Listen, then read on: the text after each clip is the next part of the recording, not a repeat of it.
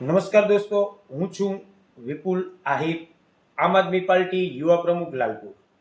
દોસ્તો, હમણાં થોડાક સમય પહેલા જ જે સરકાર દ્વારા જે પેકેજ જાહેર કરવામાં આવ્યું અને પેકેજ 10,000 કરોડ રૂપિયા જેવું જાહેર કર્યું, ત્યારે દોસ્તો એની ઓનલાઈન પ્રક્રિયા પણ સરકારે એક વીસીઆઈ મારફત દ્વારા કરવામાં આવી રહી છે એવી જાહેરાત કરી. તો દોસ્તો ઘણી જગ્યાએ આજે અમે મુલાકાત લીધી, ઘણી ગામડાઓમાં ગયા, ત્યારે ઘણા બધા ખેડૂતોના પ્રશ્ન હતા કે વીસીઆઈ દ્વારા જે 100 રૂપિયાની રકમ ઉઘરાવવામાં આવી રહી છે, એક ફોર્મ દીઠ 100 રૂપિયા.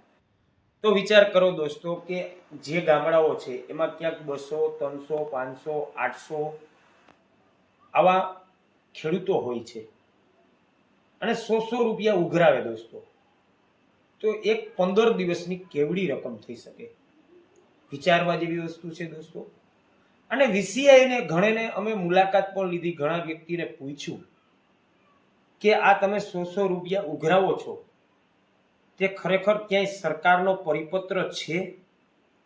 તો વીસીઆઈએ અમને એમ કીધું કે ના, સરકારનો તો કોઈ પરિપત્ર નથી, પણ જે અમને સરકારને આપવું જોઈએ એ અમને ક્યાંય પણ આપી પણ નથી રહી. આજે 2-3 વર્ષ થઈ ગયા છતાં પણ એની ઘણા બધા વીસીઆઈઓને પગાર ચૂકવેલા નથી. દોસ્તો, આમાં પ્રક્રિયા માત્ર એવી છે કે તમારે જે 7/12 કાઢવાના હોય એના, જે તમારે પાસબુક હોય એનું, અને આધાર કાર્ડની, જે માત્ર 15 થી 20-25 રૂપિયા જેવી રકમ ચૂકવવી પડે છે. અને જે ઓનલાઈન ફોર્મ છે એ સરકાર દ્વારા દરેક વીસીઆઈને 12 રૂપિયા લેખે એને પગાર દ્વારા ચૂકવવામાં આવે છે. તો દોસ્તો આ એક ખોટું છે. આ ખરેખર જ્યારે સરકાર પણ આવા નિર્ણય લેતી હોય ત્યારે એને સ્પષ્ટ કરવું જોઈએ કે વીસીઆઈ આ રકમ લઈ શકે, ન લઈ શકે.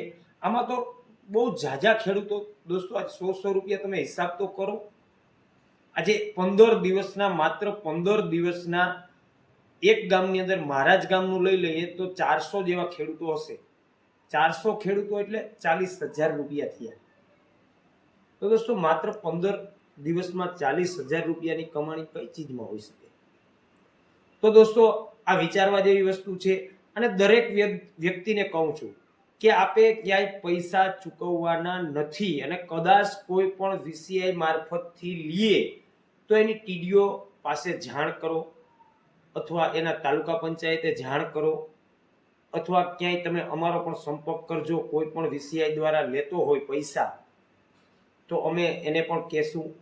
દોસ્તો, આ પૈસા તમારી જ ભૂલ છે, તમે જ દ્યો છો.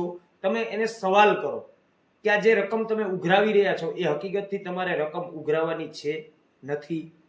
આવો સવાલ કરતા શીખો.